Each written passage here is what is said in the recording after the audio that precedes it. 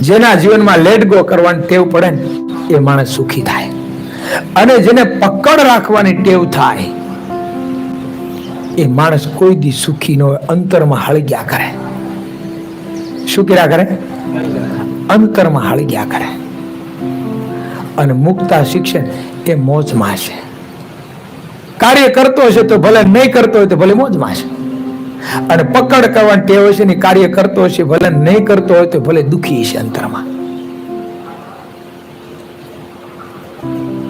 એટલે જીવનની અંદર છોડતા શીખવું. કોઈ મેણું માર્યું, કોઈ શબ્દ માર્યો તો ભૂલતા શીખવું. ભૂલે એની ઉપર ભગવાનને, મોટા સંતોનો બહુ મોટો રાજીપો થાય. અને શબ્દને પકડે ની ભગવાનનું ભજન ન કરે, શબ્દનું ભજન કરે. કોનું ભજન કરે? શબ્દનું ભજન કરે, પરમાત્માનું ભજન ન કરે.